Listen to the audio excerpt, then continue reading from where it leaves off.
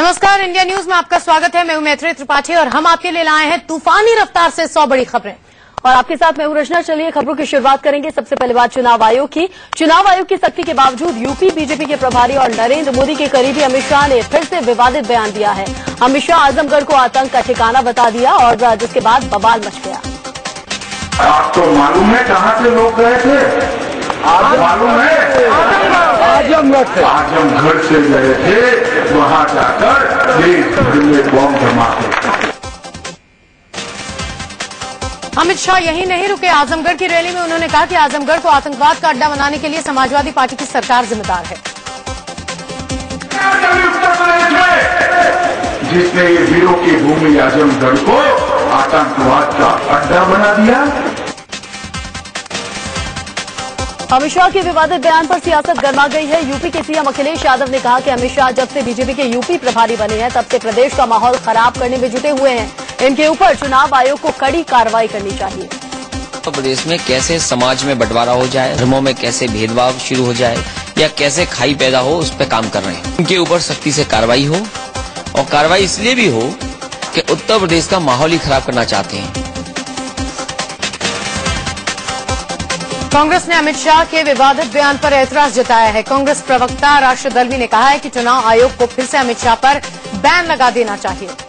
एक बार फिर उन्होंने दोबारा इस तरीके के बयानात दिए और इस तरीके के बयानात इलेक्शन के बीच में इलेक्शन कमीशन को फिर उन पे पाबंदी लगानी चाहिए।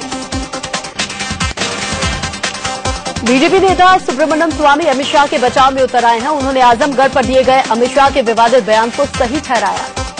बात तो सही है, क्योंकि पिछले 20 साल के जो इतिहास है उसमें अधिकांश जो लोग मिले आतंकवादी, उनकी भूमिका आजमगढ़ और मऊ की है।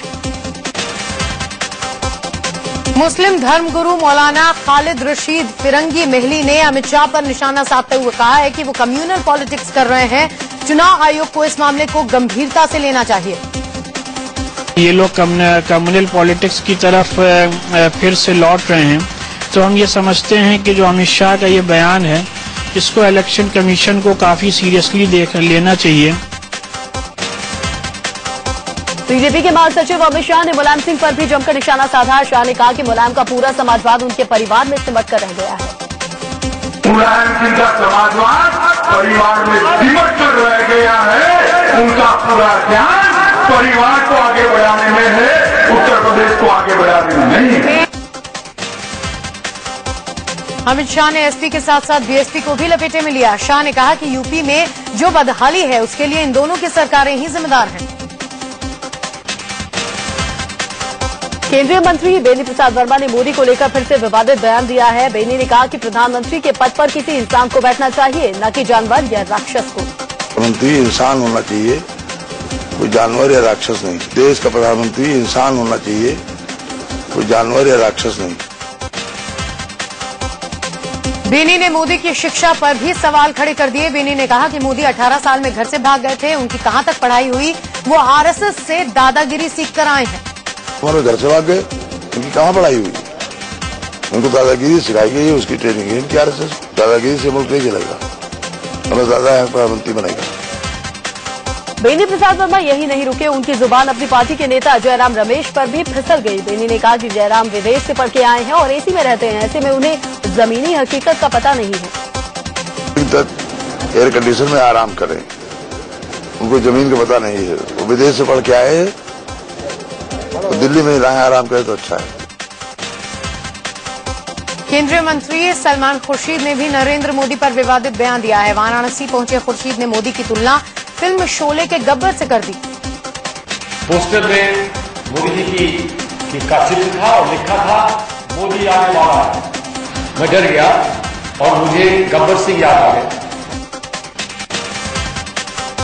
जेडीयू अध्यक्ष शरद यादव ने बीजेपी के पीएम कैंडिडेट नरेंद्र मोदी की तुलना आसाराम से की है। बिहार के बगहा में चुनावी सभा में शरद ने कहा, जैसे आसाराम बार बार ड्रेस बदलते थे वैसे ही मोदी भी करते हैं। आसाराम बापू जैसे बहुत ड्रेस बदलता है, फैंसी ड्रेस, बहरूपिया है, ऐसे नरेंद्र मोदी बड़े आजकल ड्रेस बदल रहे हैं। पंजाब के होशियारपुर में बीएसपी के उम्मीदवार भगवान सिंह चौहान ने बाबा रामदेव पर बोलते हुए हदें पार कर दी। वो बोले, बाबा रामदेव का सिर लाने वाले को इनाम दिया जाएगा। कोई इदां दा आदमी जिहड़ा इस गुंडे दा सिर वड्ढ के लियावे उहनूं 1 करोड़ रुपया इनाम दिता जाएगा। मुजफ्फरनगर दंगे से सुर्खियों में आए बीजेपी विधायक संगीत सोम ने आजम खां और अबू आजमी पर निशाना साधा। प्रतापगढ़ में सोम ने कहा कि बीजेपी की सरकार बनने के बाद आजम खां और अबू आजमी की जांच करवाकर दोनों को जेल भेजा जाएगा। आम आदमी पार्टी के संयोजक अरविंद केजरीवाल के खिलाफ विवादित बयान देने पर अमेठी के मुसाफिर खाना थाने में केस दर्ज किया गया है। 2 मई को अरविंद केजरीवाल ने अमेठी में अपने भाषण में कहा था कि बीजेपी और कांग्रेस को वोट देना खुदा और देश के साथ गद्दारी होगी। आज बीजेपी के पीएम कैंडिडेट नरेंद्र मोदी राहुल गांधी के गढ़ अमेठी में गरजने वाले हैं। अमेठी से स्मृति ईरानी बीजेपी की उम्मीदवार हैं, जिनके लिए नरेंद्र मोदी प्रचार करने वाले हैं। गौरीगंज में मोदी की जनसभा का आयोजन किया गया है। प्रियंका गांधी अमेठी में राहुल गांधी के प्रचार का मोर्चा संभाले हुए हैं। आज भी प्रियंका गांधी की नुक्कड़ सभाएं हैं। अमेठी में 8वें चरण में 7 मई को वोटिंग होगी। इससे पहले कल अमेठी में कांग्रेस उपाध्यक्ष राहुल गांधी अपनी बहन प्रियंका गांधी के साथ मिलकर रोड शो करने निकले। लोगों ने फूलों से दोनों का स्वागत किया। कल अमेठी में राहुल गांधी ने कहा कि वो किसी भी उम्मीदवार को चुनौती नहीं मान रहे हैं। अमेठी में आपको चैलेंजेस के नहीं भैया, अमेठी में कोई चैलेंज नहीं है। अमेठी में आपको चैलेंजेस के नहीं भैया, अमेठी में कोई चैलेंज नहीं है। अमेठी में लगातार दूसरे दिन कांग्रेस उपाध्यक्ष राहुल गांधी ने इमोशनल कार्ड खेला। उन्होंने कहा कि हर 5 साल पर अमेठी में नए लोग आते हैं और फिर भाग जाते हैं। हर 5 साल यहाँ पे बाहर से लोग आते हैं, 2-3 दिन के लिए आते हैं, महीने के लिए आते हैं,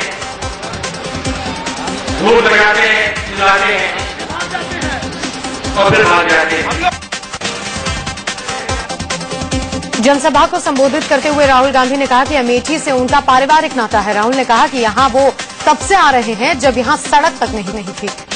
ना सड़क थी, ना बिल्डिंग थी, ना पानी था, सिर्फ धूल उड़ती थी।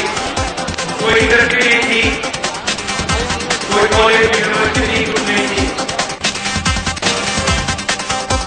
अमेठी में रैली करने से पहले नरेंद्र मोदी की यूपी में कई और जनसभाएं भी थी और अम्बेडकर नगर की रैली के बाद वो फैजाबाद, जौनपुर और कौशाम्बी में भी उनकी जनसभाएं हैं, जिसके बाद वो अमेठी जाएंगे। नरेंद्र मोदी की आज फैजाबाद में भी रैली है, लेकिन मोदी फैजाबाद में रैली से पहले या बाद में रामलला के दर्शन करेंगे या नहीं, इसे लेकर सस्पेंस बना हुआ है।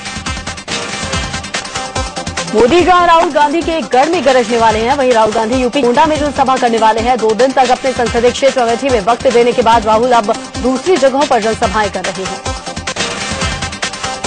समाजवादी पार्टी के मुखिया मुलायम सिंह यादव यूपी में चुनाव प्रचार में जोर लगाए हुए हैं। इसी सिलसिले में आज उनकी सोनभद्र और मिर्जापुर में चुनावी जनसभाएं हैं। यूपी के मुख्यमंत्री अखिलेश यादव भी आज धुआंधार रैलियां कर रहे हैं। समाजवादी पार्टी के उम्मीदवारों के लिए अखिलेश की कुशीनगर और देवरिया में चुनावी जनसभा है। पश्चिम बंगाल की सीएम ममता बनर्जी ने नरेंद्र मोदी पर पलटवार किया है। ममता ने कहा है कि मोदी यूपी बिहार के नाम पर लोगों को लड़ाने का काम करते हैं। उनकी हिम्मत नहीं कि वो बंगाल के किसी शख्स पर हाथ भी रख दें।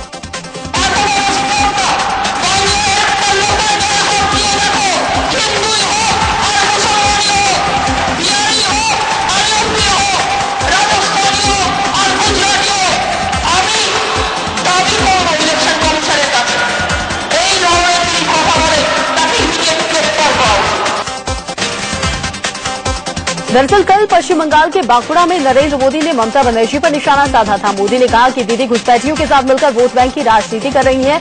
हम बांग्लादेशी घुसपैठियों को निकाल बाहर करेंगे। ममता बनर्जी पर निशाना साधते हुए नरेंद्र मोदी ने कल ये भी कहा था कि दीदी कागजी शेर से डरती हैं, असली टाइगर सामने आएगा तब क्या होगा। दरअसल ममता बनर्जी ने मोदी को कागजी शेर बताया था। मोदी ने कल ममता बनर्जी के साथ साथ लेफ्ट और कांग्रेस को भी निशाने पर लिया था। मोदी ने कहा था कि तीनों एक ही थाली के चट्टे बट्टे हैं। बीजेपी के पीएम कैंडिडेट नरेंद्र मोदी ने चुनाव आयोग को चुनौती देते हुए कहा है कि अगर और कोई केस करना है तो वो करे। पश्चिम बंगाल के आसनसोल में कल मोदी ने ये भी कहा कि चुनाव आयोग सही तरीके से जिम्मेदारी निभाने में नाकाम है। उधर आचार संहिता उल्लंघन को लेकर बीजेपी के पीएम कैंडिडेट नरेंद्र मोदी पर दर्ज एफआईआर को गुजरात से ट्रांसफर करने की मांग कांग्रेस ने उठाई है। इस बाबत कांग्रेस ने चुनाव आयोग को पत्र लिखा है। दरअसल मोदी ने 30 अप्रैल को मतदान के बाद कमल निशान दिखाते हुए प्रेस कॉन्फ्रेंस की थी, जिसकी शिकायत कांग्रेस ने चुनाव आयोग से की थी। चुनाव आयोग के निर्देश के बाद गुजरात में मोदी के खिलाफ आचार संहिता उल्लंघन के 2 केस दर्ज किए गए। महिला जासूसी कांड में नरेंद्र मोदी को घेरने में जुटी कांग्रेस का विरोध उनकी सहयोगी पार्टियां ही करने लगी हैं। एनसीपी और नेशनल कॉन्फ्रेंस ने चुनाव रिजल्ट आने से ठीक पहले जांच आयोग बनाने के फैसले को गलत करार दिया है। एनसीपी नेता और केंद्रीय मंत्री प्रफुल्ल पटेल ने कहा है कि जब चंद दिनों में लोकसभा चुनाव का फैसला आने वाला है तो ऐसे में जांच आयोग बनाना सही नहीं है।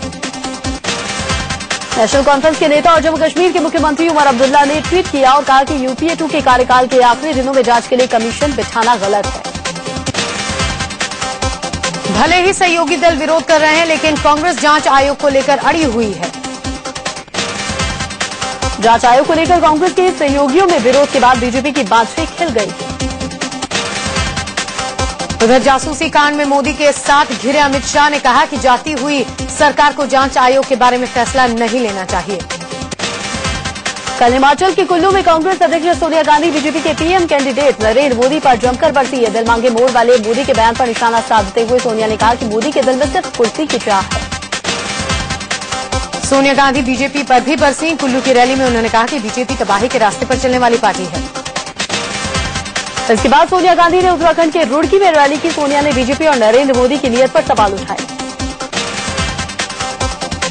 आज लोकसभा चुनाव के 8वें चरण के लिए प्रचार का आखिरी दिन है। शाम को चुनाव प्रचार थम जाएगा।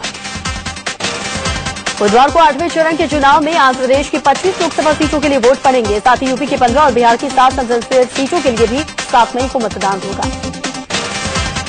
बुधवार को हिमाचल प्रदेश की सभी 4 सीटों के लिए भी वोट डाले जाएंगे। साथ ही जम्मू कश्मीर की 2 सीटों पर भी मतदान होगा। उत्तराखंड की सभी 5 सीटों पर और 7 मई को वो वोट पड़ेंगे। इसके अलावा पश्चिम बंगाल की 6 सीटों पर लोग वोट डालेंगे।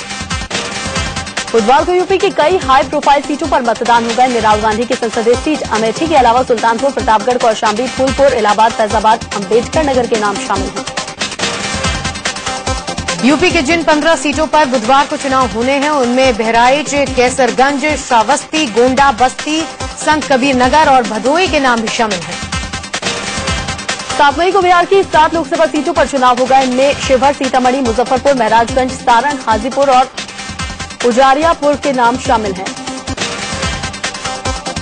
7 मई को उत्तराखंड की सभी 5 सीटों पर चुनाव होने हैं। टिहरी, गढ़वाल, अल्मोड़ा, नैनीताल और हरिद्वार संसदीय सीट पर लोग बुधवार को वोट डालेंगे।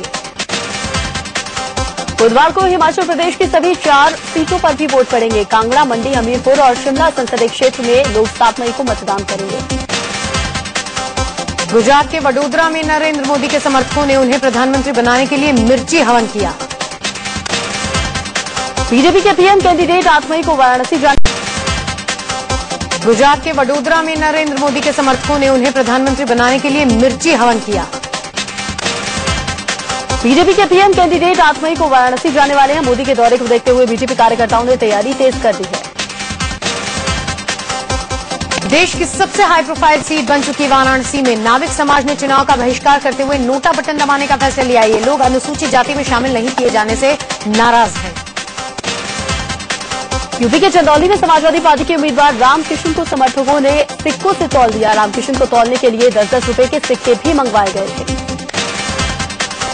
पूर्व केंद्रीय मंत्री विनोद शर्मा ने कल करनाल के नीलोखेड़ी, असंध और इंद्री में लोक सेवा पंचायत के कार्यालयों का उद्घाटन किया। नीलोखेड़ी में विनोद शर्मा ने कहा कि वो जनता के हक की लड़ाई लड़ते रहेंगे। यहां लोगों ने उनका गर्मजोशी के साथ स्वागत किया। विनोद शर्मा ने लोगों से कहा कि उनकी लड़ाई का जवाब जनता ही देगी। नई पार्टी के ऐलान के सवाल पर उन्होंने कहा कि वो पूरे हरियाणा में लोक सेवा मंच संगठन से सदस्य बना रहे हैं और जल्द ही नई पार्टी का ऐलान भी करेंगे। इस मौके पर पूर्व केंद्रीय मंत्री विनोद शर्मा ने कहा कि वो जोड़ तोड़ की राजनीति में विश्वास नहीं करते। में विश्वास नहीं करता हूं, मैं नेगेटिव पॉलिटिक्स में विश्वास नहीं करता हूं। मैं लोगों के अधिकार दिलाने के लिए, उनकी शक्ति को बढ़ाने के लिए उनका साथ दे रहा हूं और उनका साथ मांग रहा हूं। मुंबई नॉर्थ वेस्ट से चुनाव लड़ने वाली राखी सावंत ने इंडिया न्यूज के टॉक शो सच्ची बात में दावा किया कि अमिताभ बच्चन ने उन्हें ही वोट दिया है। असम में जातीय हिंसा के बाद कई इलाकों में तनाव बरकरार है। हालांकि कुछ इलाकों में जिंदगी पटरी पर लौटती नजर आ रही है। इससे पहले कल असम के मुख्यमंत्री तरुण गोगोई ने हिंसा को लेकर एक बार फिर से बैठक बुलाई। बैठक में सीएम ने प्रशासन और पुलिस के आला अधिकारियों को हिंसा को लेकर जरूरी निर्देश दिए। असम में भड़की हिंसा के विरोध में मुख्यमंत्री तरुण गोगोई के खिलाफ कल विरोध प्रदर्शन हुआ। गुवाहाटी में कृषक मुक्ति संग्राम समिति के कार्यकर्ताओं ने अखिल गोगोई की अगुवाई में मुख्यमंत्री का पुतला फूंककर विरोध किया। इसके साथ ही बक्सा में स्थानीय लोगों ने भी मुख्यमंत्री गोगोई का पुतला फूंककर उनके इस्तीफे की मांग की। दिल्ली में भी कल हिंदू सेना के कार्यकर्ताओं ने all India United democratic front के चीफ अजमल मौलाना बदरुद्दीन के घर के बाहर प्रदर्शन किया। अल्पसंख्यक मामलों के मंत्री के रहमान खान ने असम हिंसा के लिए बीजेपी की नीतियों को जिम्मेदार बताया है। असम के बक्सा और कोकराझार जिलों में हुई हिंसा में अब तक 36 लोगों के मारे जाने की खबर है। 2G स्पेक्ट्रम घोटाले का आज दिल्ली के सीबीआई कोर्ट में पूर्व दूरसंचार मंत्री ए राजा का बयान दर्ज किया गया।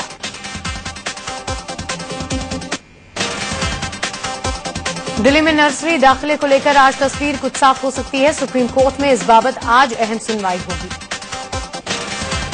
आसाराम पर यौन उत्पीड़न का आरोप लगाने वाली लड़की का जोधपुर सेशन कोर्ट में बयान दर्ज होना है। महाराष्ट्र के रायगढ़ में हुए ट्रेन हादसे में घायल लोगों का हाल जानने महाराष्ट्र के सीएम पृथ्वीराज चव्हाण देर रात मुंबई के सायन अस्पताल पहुंचे। महाराष्ट्र के रायगढ़ में हुए ट्रेन हादसे में मरने वालों की संख्या बढ़कर 19 हो गई है। रेलवे मिनिस्ट्री ने हादसे पर मुआवजे का ऐलान कर दिया है। हादसे में मारे गए लोगों के परिजनों को 2-2 लाख रुपए दिए जाएंगे। गंभीर रूप से घायलों को 50-50 हजार और मामूली घायलों को 10-10 हजार रुपए दिए जाएंगे। कानपुर के बजरिया इलाके में उस वक्त अफरा तफरी मच गई जब कपड़े के गोदाम में आग की लपटें उठने लगी। गोदाम की आग ने पास में बने एक मकान को भी अपनी चपेट में ले लिया। बिहार के मुजफ्फरपुर में एक शॉपिंग मॉल में आग लगने से करोड़ों का नुकसान हो गया। पंजाब के अमृतसर में एक भीषण सड़क हादसे में 5 युवकों की मौत हो गई। दिल्ली में रविवार की रात एक बस ड्राइवर को गोली मार दी गई। बताया जा रहा है कि कार में सवार 4 बदमाशों ने साइड न देने पर मिनी बस के ड्राइवर को गोली मारकर जख्मी कर दिया। बस के ड्राइवर नाजिम को गंभीर हालत में अस्पताल पहुंचाया गया। मामले की खबर मिलते ही पुलिस ने सेंट्रो का पीछा किया और मयूर विहार स्टेशन के पास तीनों बदमाशों को पकड़ लिया। दिल्ली के राजौरी गार्डन इलाके में लोगों ने पुलिस वालों को घेरकर उनके साथ मारपीट की। एक महिला दरोगा और एक पुलिस वाले के साथ मारपीट की गई। मौके पर पहुंची पुलिस ने दोनों को भीड़ के चंगुल से छुड़ाया। आरोप है कि आरोपी दोनों पुलिस वालों ने शराब पी थी। दिल्ली के भारत नगर इलाके में रहने वाले एक लड़के और नाबालिग लड़की का शव दिल्ली यूनिवर्सिटी के बोंटा पार्क में फांसी के फंदे से लटका हुआ मिला। दिल्ली से सटे गाजियाबाद में रविवार को खुदकुशी के 7 मामले सामने आए। दिल्ली के रंगपुरी इलाके में लोगों ने आपस में मिलकर जनता जल बोर्ड बनाया है। 5-6 हजार लोगों की बस्ती में इसी जल बोर्ड के जरिए पानी की सप्लाई की जाती है। दिल्ली के ऑटो रिक्शा चालक आज सांकेतिक हड़ताल पर हैं। ऑटो में जीपीएस मीटर लगाने और सालाना फिटनेस सर्टिफिकेट को अनिवार्य करने के दिल्ली सरकार के आदेश के खिलाफ ऑटो रिक्शा चालकों ने यह हड़ताल बुलाई है। आज IPL 7 में 2 मुकाबले होने हैं। पहला मुकाबला शाम 4 बजे से अहमदाबाद के राजस्थान रॉयल्स और कोलकाता नाइट राइडर्स के बीच है। रविवार को बेंगलुरु में खेले गए IPL मुकाबले में रॉयल चैलेंजर्स बेंगलुरु ने सनराइजर्स हैदराबाद को 4 विकेट से हरा दिया। इंदौर के एबी डिविलियर्स ने अपने बल्ले से चौके छक्कों का ऐसा बवंडर खड़ा किया कि सनराइजर्स हैदराबाद के होश उड़ गए। शहीद भगत सिंह को फांसी दिए जाने के मामले में बड़ा खुलासा हुआ है। पाकिस्तान में ब्रिटिश अफसर की हत्या की FIR में भगत सिंह का नाम था ही नहीं। दरअसल भगत सिंह मेमोरियल फाउंडेशन ने लाहौर कोर्ट में अर्जी देकर भगत सिंह, राजगुरु और सुखदेव पर दर्ज FIR की कॉपी मांगी थी, लेकिन उसमें भगत सिंह का नाम था ही नहीं। अफगानिस्तान के बदख्शां में भूस्खलन से मरने वालों की तादाद 2500 तक छू गई है। बांग्लादेश में भीषण तूफान से अब तक 22 लोगों की मौत हो चुकी है। मलेशिया में 11 आतंकियों की गिरफ्तारी का लापता विमान से कोई कनेक्शन नहीं है। मलेशिया की पुलिस ने ब्रिटिश अखबार की उस रिपोर्ट को खारिज कर दिया है जिसमें कहा गया था कि मलेशिया के लापता विमान के सिलसिले में 11 संदिग्ध आतंकी गिरफ्तार किए गए हैं। सोशल नेटवर्किंग साइट फेसबुक पर करीब 10 करोड़ नकली अकाउंट है। फेसबुक की रिपोर्ट में कहा गया है कि नकली अकाउंट की संख्या सबसे ज्यादा भारत और तुर्की में है। अमेरिका के राष्ट्रपति बराक ओबामा ने रूसी राष्ट्रपति व्लादिमीर पुतिन का खूब मजाक उड़ाया। पत्रकारों को दी गई डिनर पार्टी में उन्होंने खूब चुटकुले भी सुनाए। अमेरिका के फुलर्टन में 2 जुड़वा बहनें 78 साल बाद मिली। दरअसल एन हंट ने अपनी जैविक मां के बारे में पता करना शुरू किया तो उन्हें यह भी जानकारी मिली कि उनकी एक जुड़वा बहन एलिजाबेथ भी है। अभिनेता सलमान खान बड़े पर्दे पर अब पोर्न स्टार सनी लियोनी के साथ रोमांस करते हुए नजर आ सकते हैं। दरअसल नो एंट्री के सीक्वल में सलमान खान ट्रिपल रोल में हैं और इस फिल्म में वो 1-2 नहीं बल्कि 10-10 हीरोइंस के साथ काम करते नजर आएंगे। मुंबई में एकता कपूर की आने वाली फिल्म कुकू माथुर की झंड हो गई का म्यूजिक लॉन्च किया गया।